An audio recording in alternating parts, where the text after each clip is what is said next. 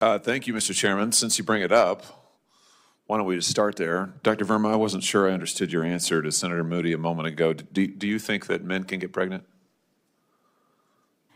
I hesitated there because I wasn't sure where the conversation was going or what the goal was. I mean, I do take care of patients with different identities. I take care of many women. I take care of people with different identities. And so that's where I paused. I think, yeah, I wasn't sure where you were going with that. Well, the goal is just the truth. So can men get pregnant? Again, the reason I paused there is I'm not really sure what the goal of the question is. The goal is just to establish a biological reality. You just said a moment ago that science and evidence should control, not politics. Absolutely. So let's just test that proposition. Can men get pregnant? I take care of people with many identities, but can men get pregnant? I take care of many women that can get pregnant. I do take care of people that don't identify as women. That Can men get pregnant? Again, as I'm saying, let me just remind you what you testified to a moment ago. Science and evidence should control, not politics. So can men get pregnant? You're a doctor, agree. I think. Science and evidence should guide medicine. Do science and evidence tell us that men can get pregnant? Biological men, can they get pregnant? I also think yes/no questions like this are a political tool. And no, yes/no questions are about the truth, doctor. Let's not make a mockery of this proceeding. This is about science and evidence, and I'm asking you. You know, the United States Supreme Court just heard arguments yesterday at great length on this question. This is not a hypothetical question. This is not theoretical. It affects real people in their real lives. And you're here as an expert, called by the other side as an expert. And you've been telling us that you follow, right, you're a doctor, and you follow the science and the evidence. So I just want to know, based on the science, can men get pregnant? That's a yes or no question. It really is, I think. I think you're trying to reduce the complexity of a lot. I'm not. I'm trying to get, it's not complex. I'm trying to get to an answer, and I'm trying to test, frankly, your veracity as a medical professional and as a scientist. Can men get pregnant? I think you're also conflating this is extraordinary. Male with no, I'm not conflating male and female. They're two different things. There's biological men and there's biological women. And I want to know, can men get pregnant?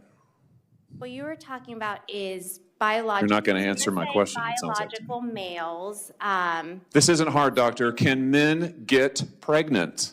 Yes or no? Again, I would be more than happy to have a conversation with you that is not coming from a place of trying to be polarized and push. I'm not trying to be polarizing. I'm trying to ask, I think it is extraordinary that we are here in a hearing about science and about women. And for the record, it's women who get pregnant, not men. We are here about the safety of women and science that shows that this abortion drug causes adverse health events in 11% of cases. That's 22 times greater than the FDA label, another fact you haven't acknowledged. And yet you won't even acknowledge the basic reality that biological men don't get pregnant. There's a difference between biological men and biological women. I don't know how we can take you seriously and your claims to be a person of science if you won't level with this on this basic issue. I thought we were past all of this, frankly. I can't believe we're still here talking about this. I am a person of science, and I'm also someone here who's here to represent the complex experiences of my patients, and I don't think polarized language or questions serve that goal. I don't think they serve the American people. It is not polarizing to say that there is a scientific difference between men and women, and I want this to be clear and for the record. It is not polarizing to say that women are a biological reality and should be treated and protected as such. That is not polarizing, that is truth. It is also, by the way, the United States Constitution, which offers unique protections to women in a variety of circumstances as women. And your refusal to recognize women as women and men as men is deeply corrosive to science, to public trust, and yes, to constitutional protections for women as women. And I think it's extraordinary that you would sit here and advance a political agenda that has been thoroughly discredited and rejected by the American people in this forum. And I'm glad we had this exchange because it is exceptionally clarifying. It is also in many ways quite depressing. I see that my time has nearly expired. I just want to thank the other witnesses for being here. Thank you for protecting women and children. Thank you for your valiant efforts. Thank you for following the science. And thank you, Mr. Chairman, for this hearing. Senator, also